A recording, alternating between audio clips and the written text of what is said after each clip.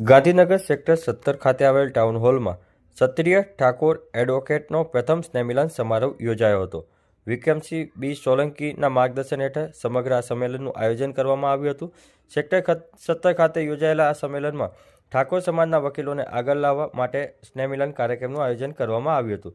રાજ્યભરના ઠાકોર સમાજના વકીલો આ કાર્યક્રમની ઉપસ્થિતિ હતી. સારા સિનિયર વકીલો જોડે જુનિયરશીપ ન મળી શકતી હોય તેવા ઉદ્દેશથી સ્નેહમિલન કાર્યક્રમ યોજાયો હતો. જુનિયર વકીલોને શું તકલીફ છે તે બાબતની પણ ચિંતા ક્ષત્રિય ઠાકોર વકીલ એસોસિએશને વ્યક્ત કરી હતી. જુનિયર વકીલો જોડે બુક નથી ત્યારે તેઓને બુકથી માંડી તમામ મદદરૂપ થઈ શકાય તે હેતુથી આ કાર્યક્રમનું આયોજન કરવામાં આવ્યું હતું. આ કાર્યક્રમ 18 જાન્યુઆરીના સવારે 10 વાગે શરૂ થયો હતો. મારું નામ વિક્રમસિંહ વી સોલંકી, ગાંધીનગર એડવોકેટ. છેલ્લા 26 વર્ષથી વકીલાત કરું છું. મારા વકીલાત દરમિયાન જે સંઘર્ષો મેં અનુભવ્યા છે એ સંઘર્ષોને ધ્યાનમાં લઈ મેં એવું વિચાર્યું કે સમાજના વકીલો પણ મારા જેવી સંઘર્ષ કરીને કેટલાય વકીલાત કરતા હશે. તો આ વિચારનો મેં અમલ કરવા માટે મારા ગાંધીનગરના એડવોકેટ મિત્રો જે છે એ તમામનો સાથ અને સહકાર લઈ મેં દરેક તાલુકે મિત્રોને સ્નેહ મિલન માટે આમંત્રણ આપવા માટે નીકળ્યો.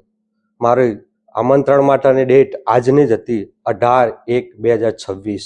તો છેલ્લા 10-15 દિવસથી જેટલા પણ તાલુકામાં પહોંચી શકાય તેવા દરેક તાલુકાએ પહોંચી ક્ષત્રિય ઠાકોર સમાજના જેટલા વકીલો હતા તેમના સ્નેહ મિલનમાં આવવા માટે મેં આમંત્રણ આપ્યું. વિક્રમજી, સ્નેહ મિલનનું જે સ્નેહ મિલન કરવામાં આવ્યું છે એનું કારણ શું, મહત્વ શું છે, શા માટે આવે એડવોકેટ સ્નેહ મિલન શરૂ કરવું અને શા માટે અને ઠાકોર સમાજના જે છે એડવોકેટોને આપણે એકત્ર કરવાનો વિચાર આવ્યો?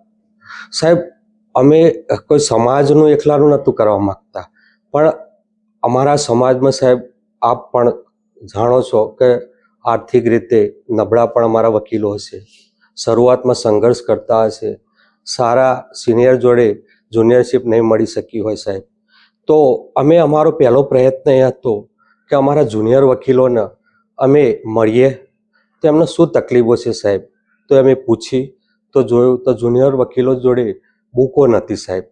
તો પહેલો પ્રયાસ હતો કે જો જુનિયર વકીલને બુક આપવામાં આવે તો એનું ભાવિ ઉજળું બનશે, એ કંઈક વકીલાતમાં આગળ આવશે સાહેબ. તો પહેલો નાનકડો પ્રયત્ન હતો કે થોડા ઘણા વકીલોને અમે શું આપી શકીએ, તો બુક આપીએ સાહેબ. બે પાંચ બુકો કરતાં સાહેબ આજે જુનિયર 301 વકીલોને સાહેબ અમે બુક ભેટ આપી રહ્યા છે કે જેથી એમનું ભવિષ્ય ઉજળું બને, વકીલાત સારી કરી શકે સાહેબ. અને આવનાર સમયમાં એ પણ સમાજના એક સારા વકીલ બની શકે, સમાજ સેવા પણ કરી શકે સાહેબ. આ આશયના ઉદ્દેશથી અમે શરૂઆતનો અમારો કાર્યક્રમ છે ફક્ત જુનિયર વકીલોના હિત માટે કાર્યક્રમો કરવાનો, એમના એક જગ્યાએ એકત્રિત કરવાનો સાહેબ. અને બીજું કે જુનિયર વકીલોને એટલા માટે સાહેબ કે આજે વકીલાત કોઈ એક તાલુકા કે જિલ્લા પૂરતી સીમિત રહી નહીં સાહેબ.